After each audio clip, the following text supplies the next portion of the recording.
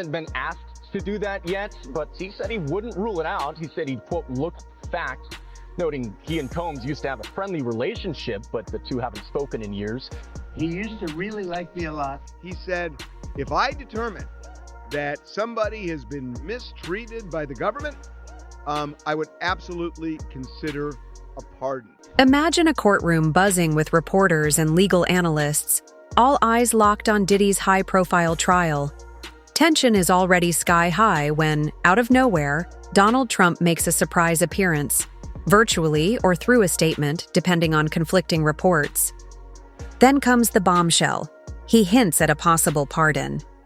The entire room freezes, and one question echoes everywhere.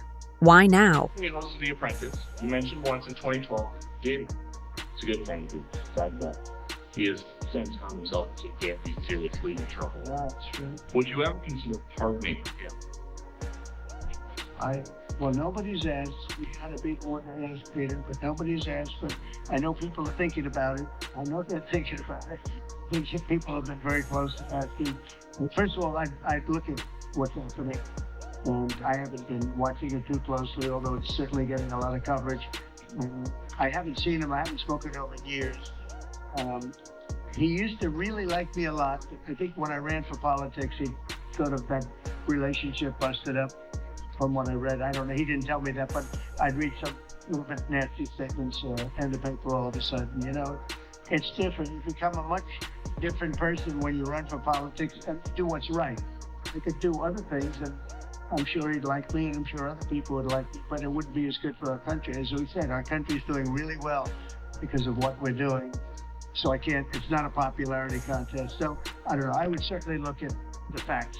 If I think somebody was mistreated, whether they like me or don't like me, it wouldn't have any impact on me. Okay, so wanted to let you listen to that exchange there.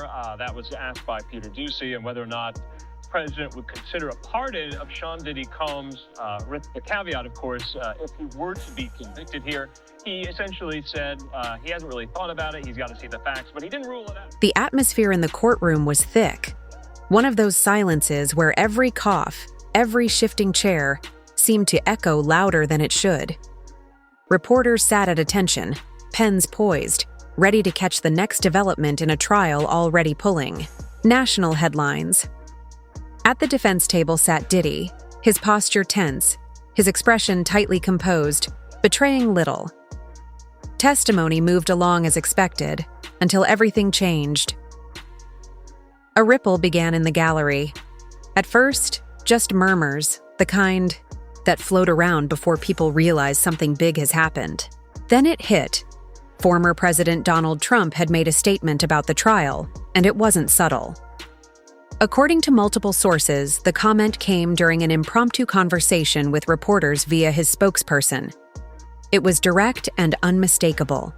If it comes to it, if Diddy needs it, a pardon isn't off the table. Bold, deliberate, classic Trump.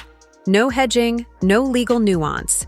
Just a political grenade tossed into the middle of an already volatile proceeding. The impact was immediate. Diddy didn't react much, but the shift in his demeanor was unmistakable. His attorneys leaned in fast, voices low and urgent, whispering with the kind of intensity that made it clear this was no ordinary courtroom surprise. The judge, visibly alert, scanned the room, clearly ready to restore order if necessary. Even the prosecution seemed thrown, their rhythm visibly disrupted as they exchanged looks. None of this had been on the docket. Yet here it was, chaos, unfolding in real time. Gasps echoed from a few corners of the gallery. Others leaned in to whisper, voices barely low enough to escape judicial reprimand. The courtroom wasn't just stunned, it was trying to understand what it had just witnessed. Was this political theater, a diversion, or did it carry real implications for Diddy's legal battle? This wasn't normal. Courtrooms don't typically get hijacked by former presidents offering pardons mid-trial, especially in cases with such high stakes. But Trump's words had weight, and everyone knew it. Diddy is currently facing serious charges, ones that could lead to major consequences if the prosecution lands its case. His legal team has been working to raise doubt, to chip away at the narrative the government is building. But now, with the possibility of a presidential pardon floating in the air, the dynamic had shifted. If real, that pardon could render any conviction meaningless, potentially turning this trial into little more than legal theater. So the question loomed, why now? The timing was strange, suspicious even. Trump himself remains embroiled in his own legal battles, and his history with high-profile entertainers has always been unpredictable. Was this incident about distraction, influence, a coded message to allies or supporters? Or was it something more calculated, more personal? The courtroom eventually settled back into a tense, uneasy quiet. But the weight of what had happened didn't lift. It hung there, invisible, but undeniable. Pardon power, obviously one of the president's favorite tools right now, flexing his muscles again this week with a series of high-profile pardons, many of them controversial. President Trump just yesterday was asked if he would consider pardoning Sean Diddy Combs if he's found guilty of racketeering and sex trafficking. What did the president say? Yeah, Peter, the president said he hasn't been asked to do that yet, but he said he wouldn't rule it out. He said he'd, quote, look at the facts, noting he and Combs used to have a friendly relationship, but the two haven't spoken in years. Combs, of course, has not been convicted, but he is facing trial right now for charges could lead to life in prison, including sex trafficking. That is so interesting because if there are Trump supporters and he makes an insinuation even that the government has overreached, say, in racketeering, they might buy into it just because they're Trump supporters. It is his government now, right? It's his, so it's his prosecutors. No, they did not initiate this case. But in other cases that they did not initiate, like the Eric Adams prosecution, when his DOJ came in, they kneecapped him. This one, Jay Clayton and that, the prosecutors from that district went forward. So, that's his DOJ. He had at least through the trial, I would assume. I don't think Bondi what happened without knowing. So, I think it's just President Trump doing what he did wrong. Just speak off the cuff. It works well for him, but I think it's all right. That's how it's really too much to it. I'm pretty sure no one. Yet you said they're close to it. I heard you say that, and Trump insinuated that too. Yes, you did, or a little bit. No, I said that's what he was saying. They're close to it. What does that mean? Close to it. I don't know if they're close. I really don't. I have no information. There's a guy on the right that might help us. He can't help us. That's what I'm thinking. Hey, Mark, I know, Mark, this is a political and not a legal issue. So, can we go back to 2341 for a second? Why is it in New York, nobody, what are you going to do? You're going to get me into talking about It's crazy. I could say quite a bit about this for a variety of reasons, but I'm going to just, in deference to his honor, in deference to my firstborn, who I love dearly, I'm going to return to asking Joe what he thinks about 23.1 and why it hasn't been challenged. I don't know it should be challenged. There's no practical basis for it, and here especially. So I don't know the answer. I really don't. It should be challenged. It's crazy, but you're doing the right thing, obviously, because you want to make sure you're off Lenny Fingers and your door. Well, your door is terrific for it. He was very impressed. There's people who are children of lawyers who are some lawyers, and it's not the same. Boy, you and I know exactly. I'm sure we're reading each other's minds right now, but I that's why I take that as high praise for her. So I appreciate. No, she is. She's something else. I'm very impressed with that opening novel. And it's my summations across my daily bread. It's what I love. It's what I study, and what really. That was as good as I've seen. So. The moment word of Trump's possible pardon reached the courtroom, the shift was instantaneous and electric. What started as a faint whisper among a few observers quickly grew into a low, buzzing hum that filled the room. In the public gallery, people leaned in toward each other, eyes wide with shock, curiosity, or thinly veiled excitement. Audible gasps cut through the murmurs as others struggled to maintain composure in the face of a political bombshell. The entire courtroom felt different. No longer a solemn space dedicated to legal argument, but the scene of an unfolding twist no one had seen coming. At the defense table, Diddy kept his expression unreadable, but his body language betrayed subtle cracks. The tension in his shoulders seemed to ease, just slightly, as if he wasn't sure whether the news offered salvation or a dangerous distraction. His hands, still tightly clasped, never moved. At one point, he exchanged a quick look with his lead attorney. It wasn't relief exactly, but something had shifted. He knew the courtroom calculus had just changed. The defense team, however, was more visibly reactive. Several lawyers immediately leaned toward each other, their heads close, voices low and serious. It wasn't clear what was being said, but their posture said it all. They were analyzing, strategizing, perhaps debating how this unexpected development could be used. Was this a card they could play later, or a curveball best ignored? For now, outwardly, they stayed composed, but their eyes scanned the room, tracking every reaction. Across the aisle, the prosecution's demeanor cracked, if only for a moment. One of the lead prosecutors leaned back slowly in their chair, jaw tight. Lips pressed into a thin line as they whispered to a colleague. There was a flash of disbelief in their eyes, maybe even frustration, but they didn't let it spiral. They stayed professional. Still, it was obvious. This comment from Trump had landed hard. After months of carefully building a case, an unexpected public intervention from a former president was not in their script. The judge, sensing the courtroom slipping toward chaos, moved swiftly. With a firm, raised voice, they reminded everyone of the need for decorum. A sharp strike of the gavel followed, snapping the room back into order, at least on the surface. The whispers faded, but the tension did not. The judge's face remained neutral, offering no personal reaction, though it was clear they were working to regain control of a trial that had just veered off course. Despite the restored quiet, the atmosphere had permanently changed. What once felt like a steady march through legal argument had been interrupted by political spectacle. The shift in tone was undeniable. Observers in the gallery glanced at one another, some barely suppressing their astonishment. Trump's words weren't just noise, they carried weight. Were they a signal to Diddy's team? A distraction to the prosecution? Or would the move ultimately backfire in the court of law or public opinion? For now, the proceedings continued, but under a different shadow.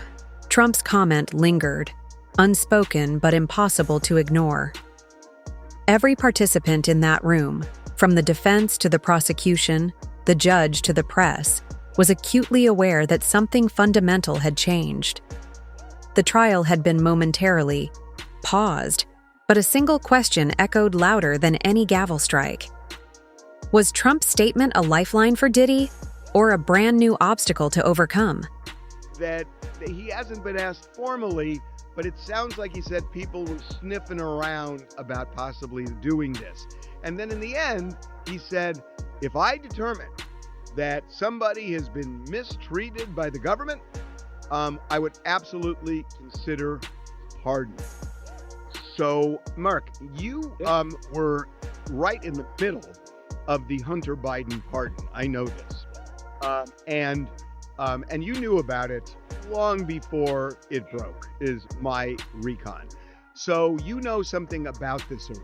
You are, in some way associated with the lawyers, and one of whom is your daughter on the Diddy side. Has there been an overture? Because now that I start thinking about it, with Chrisley's and all these other people, this is not the craziest thing, even though it seems pretty crazy. Has there been any outreach?